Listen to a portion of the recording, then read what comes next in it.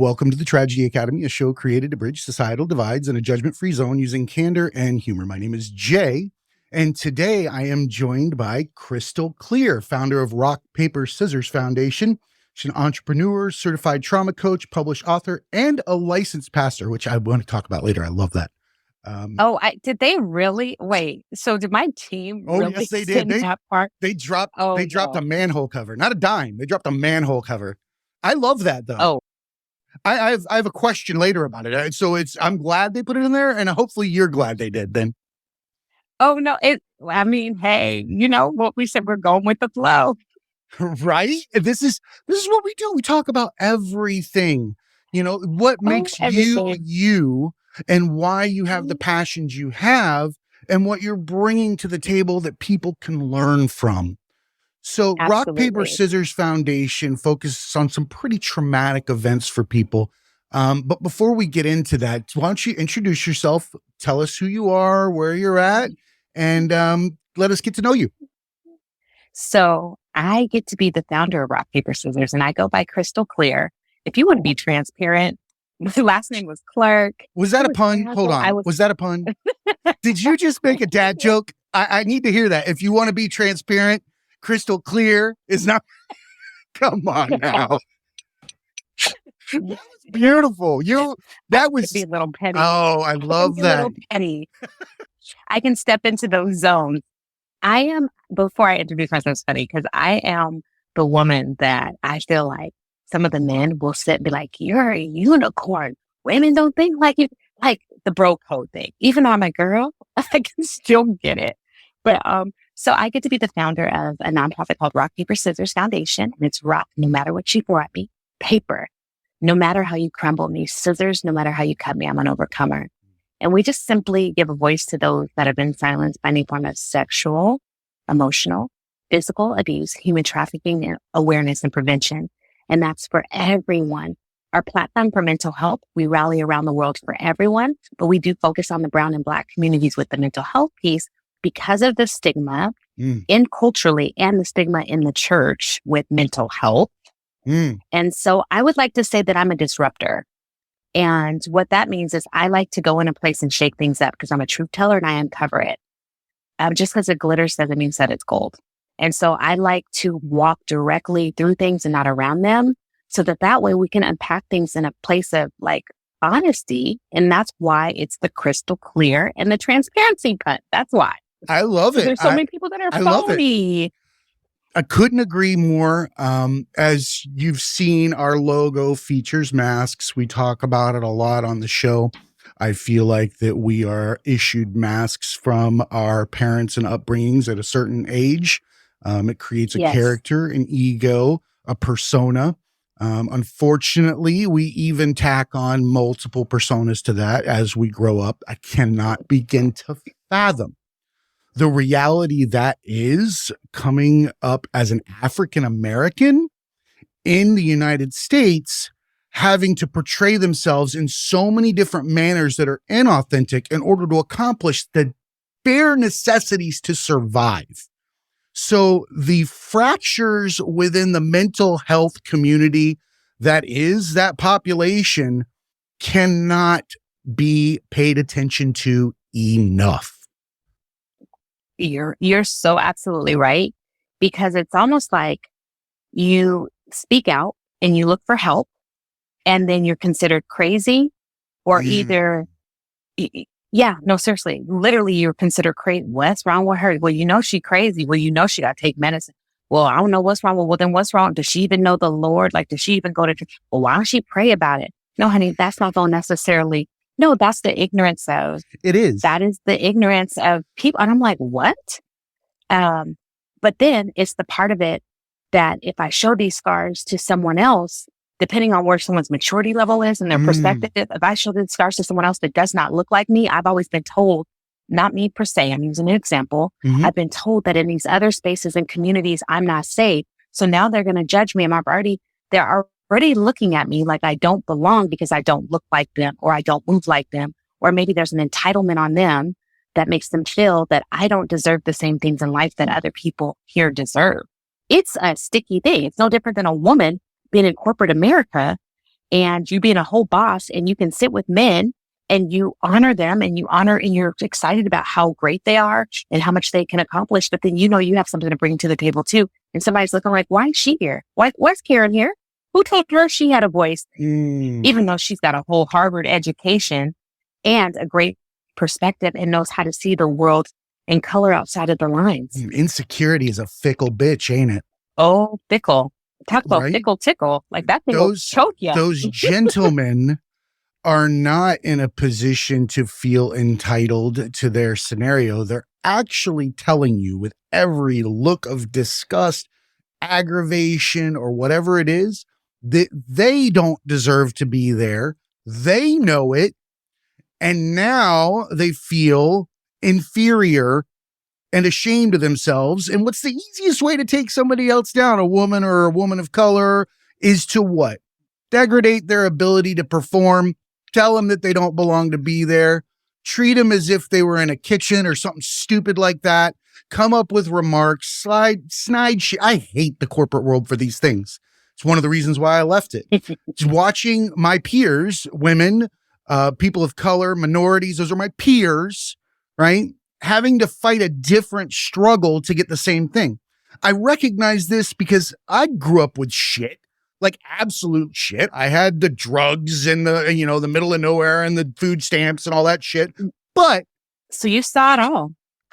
But no, I didn't. I am man enough to admit that I only got to where I am because of the fact that I could just put on a suit jacket and I'm white. I'm not poor as soon as I put on that jacket. I'm not trailer trash. I'm not anything unless I got a neck tattoo or busted front teeth. I'm in like Flynn. I could even lie about my degree if I wanted to. And I've already got 75% of the truth is on my side in skin color and fucking gender. And what you're saying is so, when I'm listening to you speak that way, I'm like, this is so many people's reality.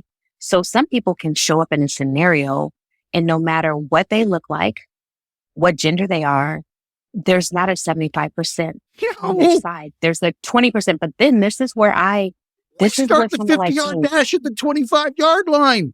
But guess what? That's why I love people that just take whatever cards they were dealt and play the game. That's what I'm big on. I play the game no matter what. So it doesn't matter if I'm a female, if I'm a Black woman, an African-American woman, none of that stuff matters. I'm going to show up and I'm going to put my best at the table and I'm going to work that thing and I'm going to climb and I'm going to win and I'm going to soar because I am the captain of my own peace. I am the CEO of my future. No one gets to dictate the amount of success that I have. Now, is it going to be harder? At times, absolutely, because of course it's already harder, they say, quote unquote, for women. They say that. And then they also say women of color or anyone that has any type of different gender, that can go very wide and we know that. But nope, not on my watch. Nope. Shouldn't. No. I'm glad that we opened up with this because I believe that when you're advocating for a foundation like this or for people and being a woman and a woman of color, that there has to be a special set of circumstances that you face when giving your charity or your foundation the exposure that it deserves versus others. Have you found that? Mm-hmm. Absolutely. But I want to say from the voice of someone that's overcome and survived. I'm a sexual assault survivor, childhood sexual abuse survivor, domestic violence survivor, a suicide. I don't even like to say survivor. I'm still here and I'm breathing, right? But all those pieces, if you're in mental health, like all those pieces are very real. But then I'm also very aware that if you don't have a limp, I can't really hear. You can tell me what to do only from the capacity that you know. So if you can't really understand or empathize with me or with someone else that may be going through something, are you able to really walk in their shoes and put yourself in their perspective? It requires humans at that point to be humans and trust. We should believe and trust those around us for the struggles that they have. The moment that we realize that each set of struggles comes with a different prescription lens with which to view life through, then we understand that no two people will ever have the same perspective. I can't take your glasses. I put your glasses on my face. I look like that guy on Hot Shots Part 2. They look like they're all wall-eyed and giant and, ain't gonna work. Everything looks blurry to me. Right. Right? Same thing for you. Mm-hmm. And the expectation is that we both believe each other and understand each other, and that's not possible. At that point, you have to accept certain things at face value. If one human is telling you that they feel oppressed in some manner, they're not well. They're not well, and take it for what it is. You wouldn't scream if you weren't in pain. Don't we understand that? Unless you're looking for attention. And those look like toddlers. We know who they are. They scream, they shout, they look like a toddler, and then they walk away, and then they go back to their life. That's a completely different scenario. Karen's Karen. Fuck her. She's had a bad day. And we know. No, Karen is entitled. When I see these Karens, they are entitled in a way, and it's such a ugly, unhealthy. I'm like, who are you? Like, are you doing this? It's not a good look. I've taken to the mental picture of the straitjacket. I know that sounds ridiculous, right? But if I can accept the fact that we're all operating at a deficit of mental illness just by the simple fact that we exist in this society that we have, then why can't I treat the outbursts of other humans for what they are? They are mental health crises in a moment. I don't care what you call, say, do, whatever it is, we're going to restrain you. But after that, in my mind, you've been in a straitjacket from the moment that you started acting out of the societal order. And then I can reconcile it. Deep. I'm not upset with that person when I walk away. I go, I hope they get the help. Yeah. It's hard to do. Yeah, because you're able to understand.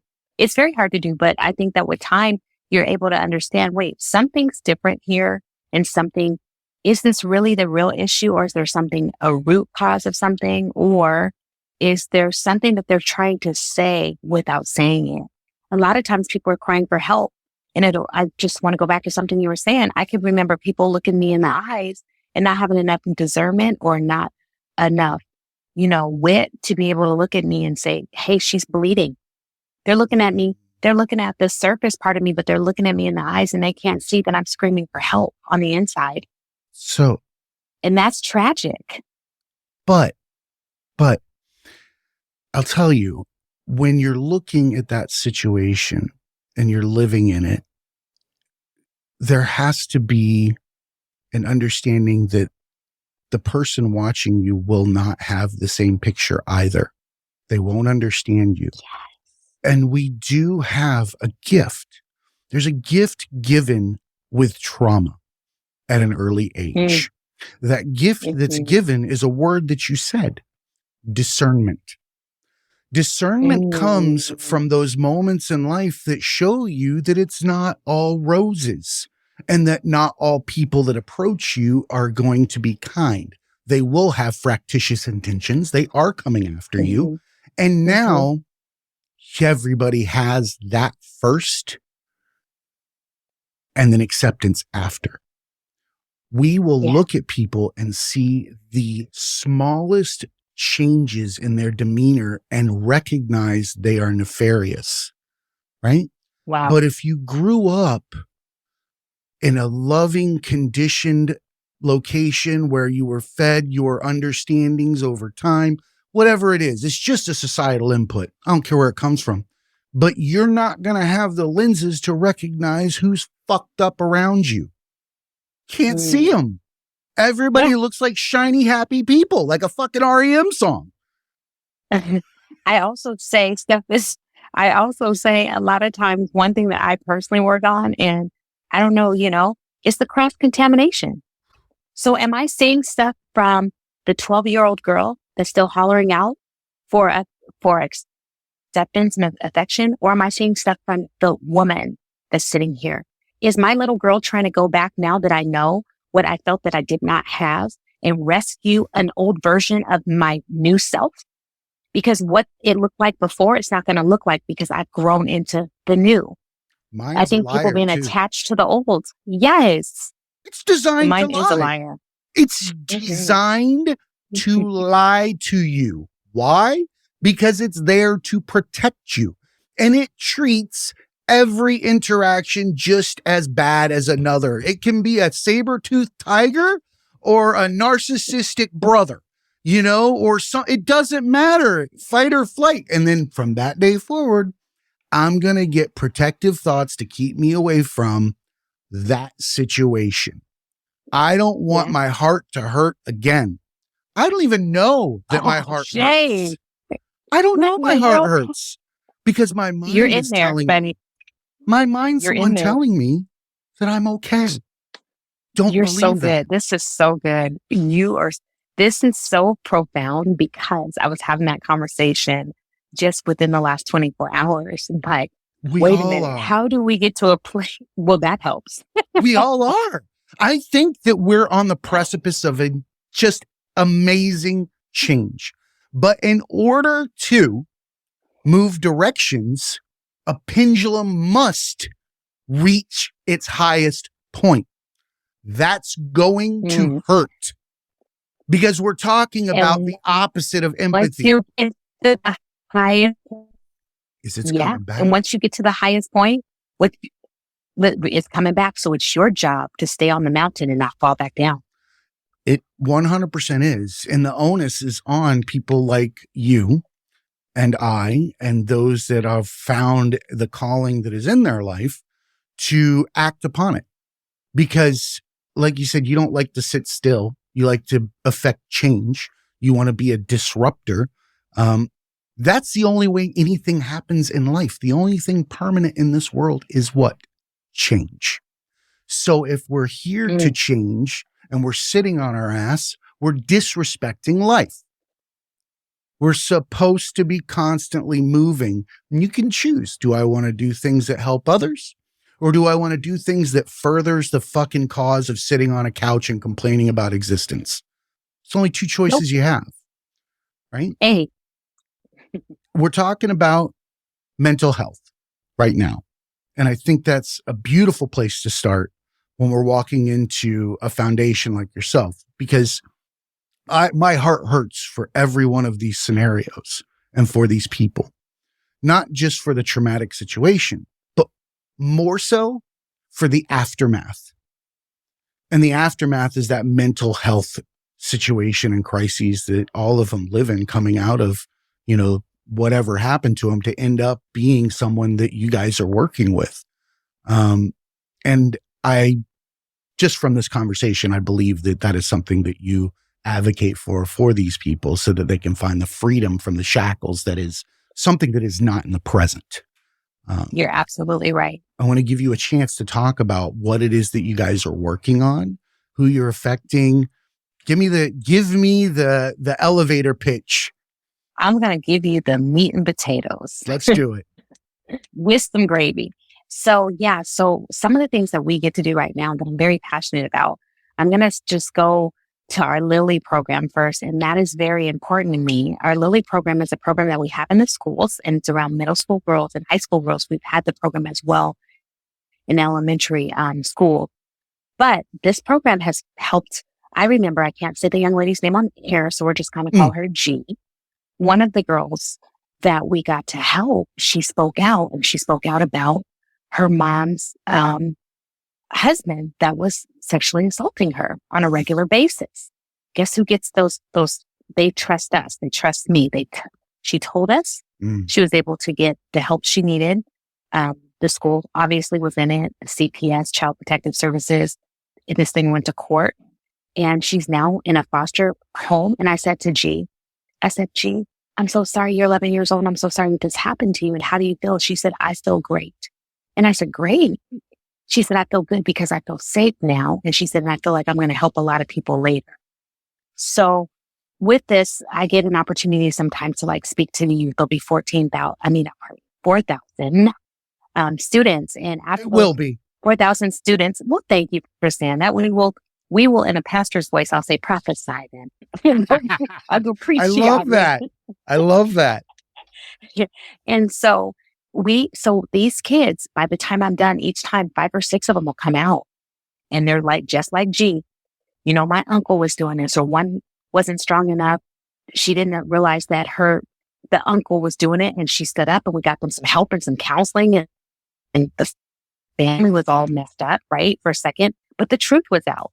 And I wonder how many other little cousins or nieces does she protect, right? And so we have these programs where we're talking about the preventive stuff about human trafficking and the awareness, so that they understand if you have a boyfriend and he tells you, if you kiss my boy, I'm going to buy you some Jordan, that you're being coerced at an early age, so that they know what this stuff looks like. That I got to really tell happens. you this. I was so insecure as a young man that there is no damn way in hell I would have let any other dude kiss my girlfriend for any reason, much less a pair of shoes. Like, what the hell is that? This generation.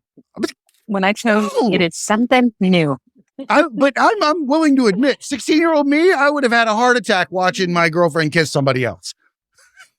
And my heart wishes that it was like that, right? It's the innocence. We wish, but that innocence has been so scorned, and I can just be honest. I don't feel like the internet and social media helps either. This is a whole different can of worms that we're dealing with.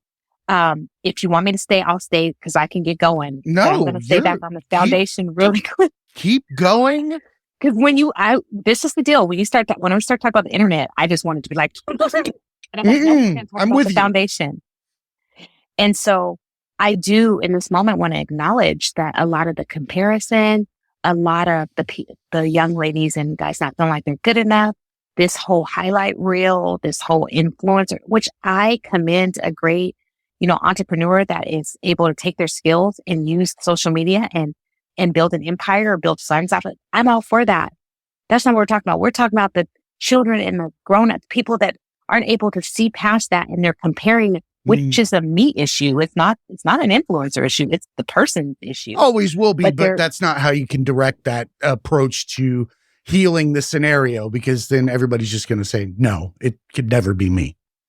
No, I 100% agree with you. And so I think that when I think about how it's so much more difficult, Jay, when you just start talking, I was like, gosh, it is so much more difficult for us to show up now than it was for us to show up then, because they have all these scenarios. And so just kind of going in and keeping them grounded, telling them don't be catfish. Don't just be talking to any old body on the internet and letting them slide up and sending pics. You don't know who you're sending stuff to, and you're going to end up on some crazy website. And so Eastern Bloc of Europe getting sold for X amount of euros. No, don't put yourself out there to be caught. No, we want to protect you, and we want you to have tools to know, so that when something happens, if it does, you can be like, oh my God, I'm aware of this. I've heard of this before. I know what this is. I know what's happening. And you're not just caught, because it's happening in our own backyards. So we have that. And then we have a curriculum that we just wrote that I'm super proud of. It's for grades 6 through 12, and it's around human trafficking and mental health merged. And the cool thing about this curriculum, it has a teacher's guide. Washington State, where I'm at, they just signed a contract, passed a bill that every single school has to teach human trafficking in the school. And we just came out with this curriculum, and this curriculum is top of the notch. We brought in the best writers, the best subject experts. I had my hand all over this too, eyeballing every I can see this. The passion on your face and the excitement to be able to recount all the different parts of it is awesome. Makes me feel great when I see someone that can name off the things they were 100% confident in that they put together. That says something. If anybody takes anything from this episode, go back, play these sentences where she's explaining exactly what it is and how it came together, and listen to the passion inside of that. There's so much passion in that. And you know why? Because this is what we needed. And this is what I needed. And I feel like some of the scenarios that have been thrown to the young people, if they only had the awareness and we could have been on the preventive side. And it's harder out here for parents, let's be real. And half the kids are latchkey because maybe now they're in a one-parent home, or the economy's picked up and things are so expensive that parents are working multiple jobs. And there's so much stuff that people are getting into, Weird how not that even happened. trying to dig for trouble. Yeah. Right. We And so if yeah, we go can be ahead. a part of the problem, solution. No, you go ahead. If we can be a part of the solution, then it's my job to be a part of the solution. Right. But that's, again, that goes back to discernment and the passion that we have from day one. Talk about it all the time. I think that we're born passionate, original, authentic, and limitless, and that all the layers that we have put on us are the ones that we need to navigate in order to prove the original state, but utilize those experiences as a mechanism to affect change in the now. Good, bad, and different. I've learned from my mistakes and tried to implement them into the future. I think that that's all we can ask people to do is look at the now, take stock, and stand up and do whatever it is you can from whatever perspective you came from. If you fucked up, you fucked up. Who the fuck cares? Because guess what? Give yourself grace. That's what grace is about. I don't get to be the Jesus police. That doesn't work like that. It's a grace thing. I don't know the guy. I'm not policing people for him. I'll screw it up. And you got to remember, and we're all screwed up, and we all have faults, and we all fall short. So who are we, right? Like, who are we? You can't do anything about the past, but you can do something about the future. So let's get to plowing. I can't do anything about last week if I made decisions, if I wasted time, if I didn't have great boundaries, if I feel like I missed opportunities to work on my own mental health. One of the things I like to do now is I like to go to the gym. And the reason I go to the gym is because it's a great mind regulator, you guys. It's not all about weight.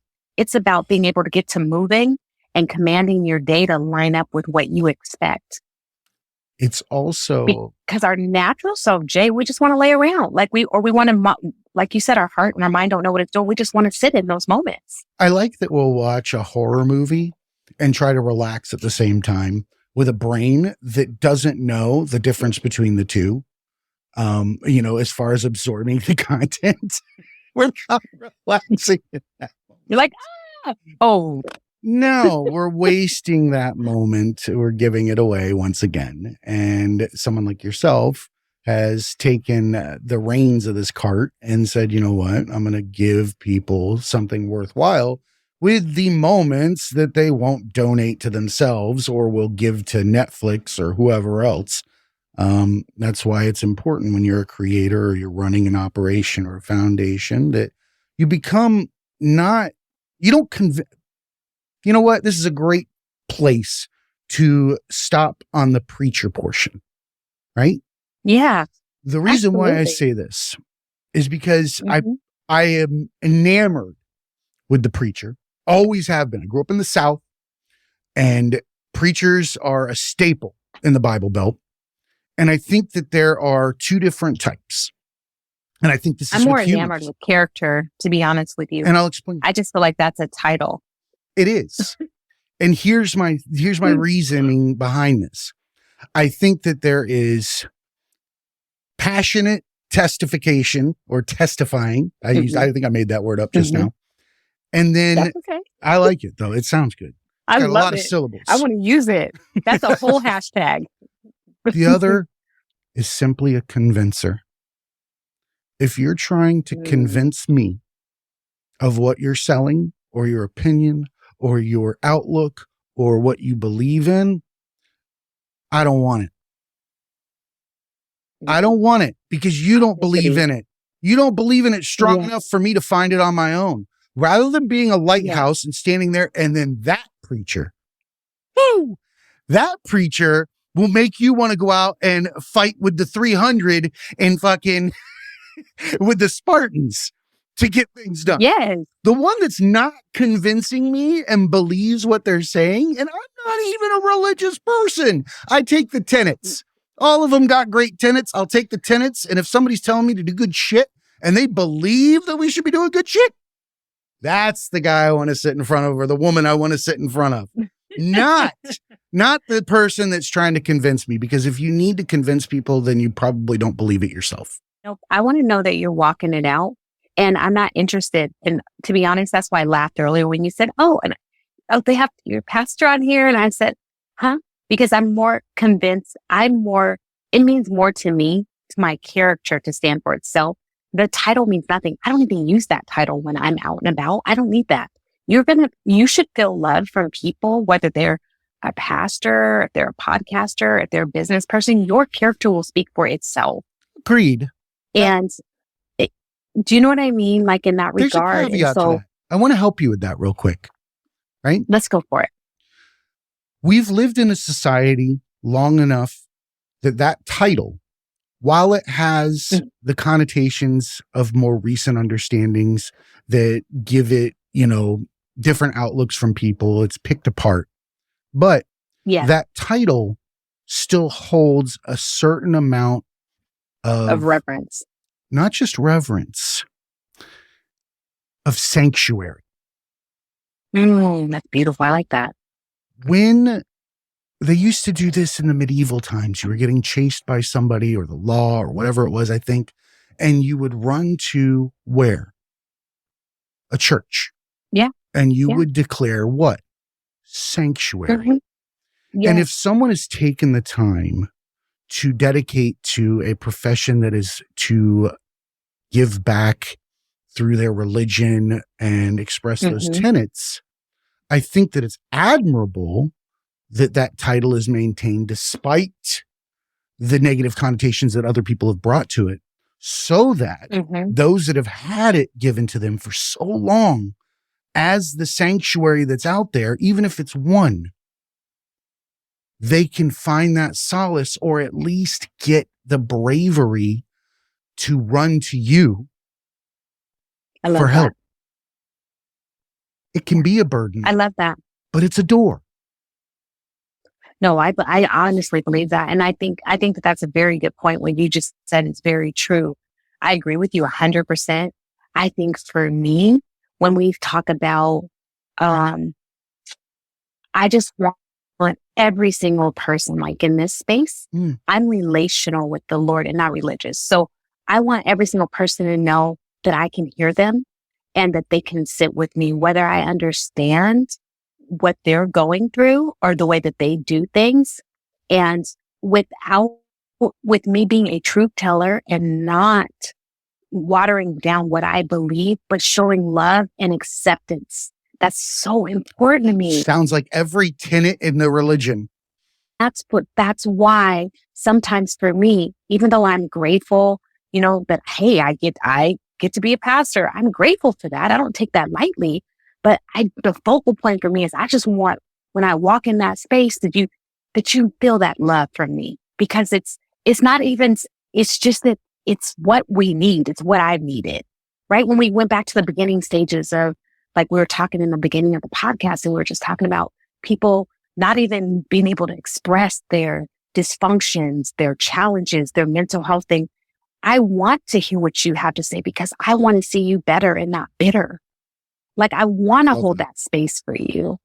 Better, not bitter. So hopefully better, not bitter, we're not scorned. We don't want to be and that I want way. you to understand, by no means am I saying that you're not appreciative of your role and that you're not giving back or anything like that. I want you to take that as a compliment or a testament to who you are and what people do feel when they come to you. There's no way that you're two different people than you are now in such a manner or such a degree that they wouldn't feel what I'm feeling right now. And I feel like you're an accepting and loving person, and that you are here to help people. We don't give ourselves enough credit when we're being authentic, or we don't love our authentic selves enough, because I'm sure I could ask you right now, is this the authentic Kristal Clear? Yes.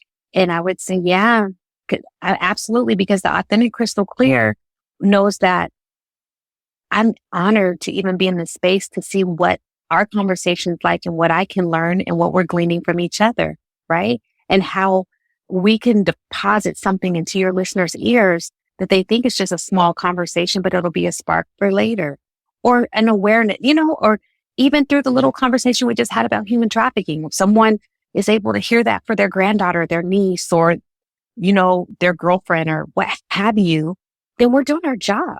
We're just doing what we're called to do in the way that we just do our job different. We both have a mic in front of us most of the time. Being a lighthouse is all that you can do for anybody, because you can't live anyone else's life. You can't get somebody to the shore. All you can do is stand there and be as bright as you can possibly be. So bright, so that every single ship out there has the opportunity. They don't have to follow you. Just stand out there every night. It's up to them to see your light. It's not up to you to find them. It's not a search party. That option. Like if you were a helicopter with a fucking light out the side searching for something, that's different, right? Just be a lighthouse. I love when you say that. That just gives me chills every time you say it. I think it's so profound and so powerful. And I know that it's really your motto. Like I can feel it. And so it's hard. I love it. I tell the things that I do to people twofold. One, for them. Two, for me. Because I need to hear these things every single day in order to keep myself between the rails. I'm not some guru that's walking around with his shit together all the time. No, I'm bouncing back and forth between the rails like everyone else. You know what meditation and exercise are for me?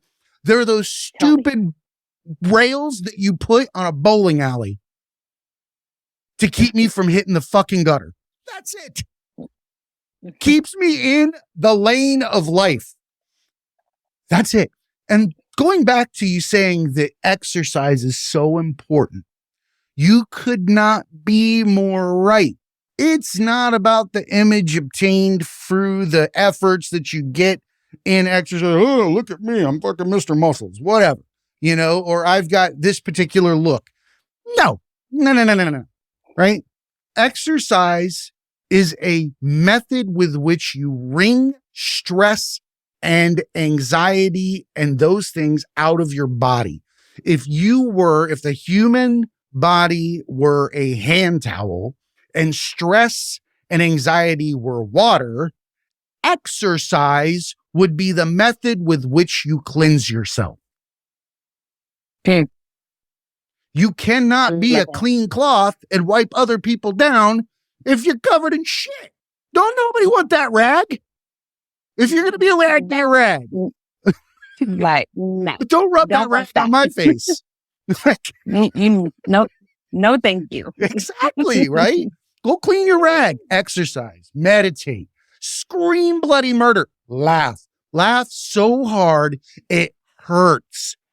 I will say this. In my lifetime, I tend to have a lot of friends of color or of some kind of struggle, LGBTQ and things like that. One of my closest friends, probably my best friend, he's from Chicago. And I was in his wedding, and I can tell you 100 people there. I believe I might be too egocentric, but I'm pretty sure I was the only white person. And I was a groomsman. I had a badass suit, bowling ball, red and black shoes, beautiful tiger belt buckle, whole nine. You were doing it, huh? It was the most incredible weekend I've ever had, because the one thing that I have learned when being with that community is that you live life to its fullest at every moment possible. Laugh until it hurts. Cry. All those. And I love that. I've always been that person. I've always wondered why people were like, why? Oh, you're just making a scene. Like, no, dude, you're just jealous. You're not laughing that hard because that looks like it feels really fucking You just good. have no freedom. Right. What kind of shackles? No freedom still mine. Who took your Right? laugh? You don't let nobody. What kind of evil took your laugh? Anybody that don't have any freedom steal yours. That's got to be pure darkness. No. To make you not want to laugh with people around you. But I say that because the community was so open to me, treated me like family, allowed me to bear witness to their joy, right? Otherwise, I wouldn't be invited to that table without him. We don't have a great track record out here, the white male, to be showing up at all these weddings, right? So I had to be an ambassador. Like, I had to be an ambassador. That's the way I look at it. If you find yourself in these situations where you are blessed, got some good food too, right? didn't you? You're damn right. You got some good food. And if you're blessed with an invite to the barbecue, you better fucking conduct yourself accordingly because somebody else wants a ticket too. Sauce. Oh fuck yeah! Yes, and bring the hot sauce. And no ambrosia or some other weird shit like that. Nobody wants your noodle caboodle. Nobody wants your fucking 17-layer dip of nothing. And if you own pets, you don't get to bring food, especially cats or birds. You own cats or birds, you can only bring takeout. Your oyster casserole. No, nobody wants that shit. I don't want it. Look, I don't want any casserole from a home because here's the issue. And please use some seasoned salt. See, I grew up in the South. We salt the shit out of everything. It's gravy on stuff. Everything's fried, all that kind of stuff. So I'm kind of okay in that scenario. But I can tell you when I went out and started eating the rest of the country's food, I was like, this is bland as shit. Everything didn't have that level of flavor. So long story short, I loved being with that family because that's my family, that part of my family. And I believe that if people took a page from the African communities or the African American communities playbook, they would see that forgiveness, passion, and love are some of the biggest pillars I've ever seen there. Forgiveness, they're marrying the people that enslaved them. Like, it doesn't get any more obvious than that, right? They've gone the extra mile. They're loving us despite that, right? Live with passion. That's the reverend, the preacher, the person that's giving back to the community, the one that shows up every Saturday to help paint this graffiti wall with their friends, you know, because they get a chance, or they paint it white because they get to redo it the next week with another set of kids. Right? That's the passion. And then fucking just love the shit out of everybody. You don't see a rife in a black family go beyond a certain amount of time. It seems like, I mean, I'm sure there's a lot more, but I guess when you have as a community to self-soothe for so long because you're not getting help from anybody else in the world, you become so fucking strong from within. We're jealous of you. I am. I've always been jealous of the black community because fuck, they can trust their neighbors. That right there, what you just said, that's a whole mouthful. I'll catch flack. I always do. Somebody out there will have something to say. I'm just saying, and that's okay. I just listening to you and I'm like, that's the whole mouthful. And as I'm thinking, even right now in this moment, even though we're doing a podcast together, I just know that we have both in this moment invited each other to the table. You've invited me to your table. Damn right. Invited me with open arms. All pieces of me got to show up at your table. And for that, I'm forever grateful. So I just believe and hope that in my heart that from our dialogue, even that we had today, like this amazing time that we had together, that we can show people that we just met and look how much there's so much that's alike and what's not alike. We understand from the other's perspective and just able to sit in those pockets and we're unified. And so, I mean, this was, for me, this experience was great. And I'm grateful. I'm grateful. Grateful. I'm about to shed a tear because when someone comes to you and says that they got to bring all of themselves to the table, I don't think we appreciate a statement like that for what it truly is. And especially from a woman and a woman of color who's taught Oh to no, it's just mask, getting emotional because I You're- can feel it. taught to mask from day one just for your daily bread.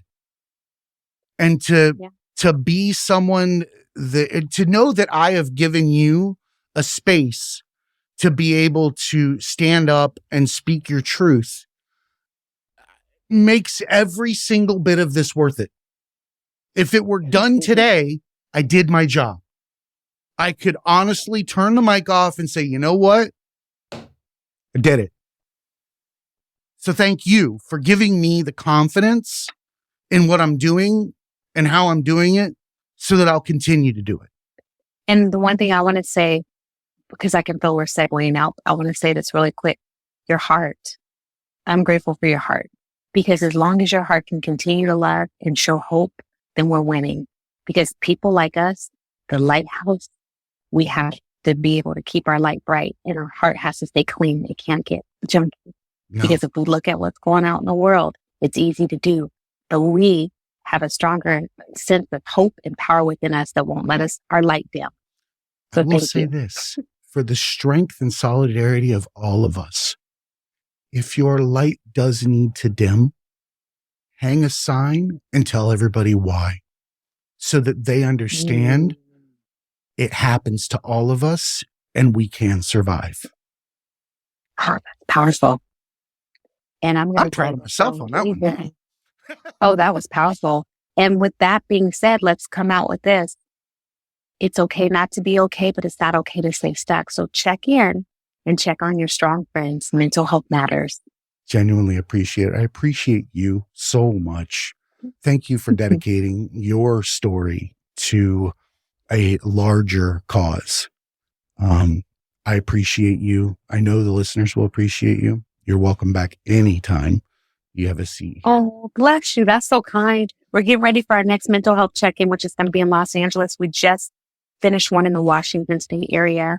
So if anything, I don't know if anyone, if you ever want more information on that piece, Jay has given an opportunity for us to share a little bit about the foundation. We're still taking sponsors and those things for the event, and we're fundraising and doing what we have to do so that we can help people. Well, please make sure that you share all that with me, because it'll be in the show notes. It'll be on our website. I'll have it included with your guest page so that we make sure that everyone gets the opportunity to be involved in it or sponsor it. I'm going to talk to Gary, see if there's something we can do. That just melted my heart. You know that you have a little bit that we can anyway. That's all right. I've had tears in my eyes throughout the entire conversation. I'm proud of it, because that just means that I care about what I'm doing and what I'm hearing. So I'm allowed to be proud of myself. We get to count and celebrate our small victories. Right. We've come a long way. Love it. So I appreciate you, Kristal, and I know that everybody listening will as well. And remember, everybody, be cool and keep learning.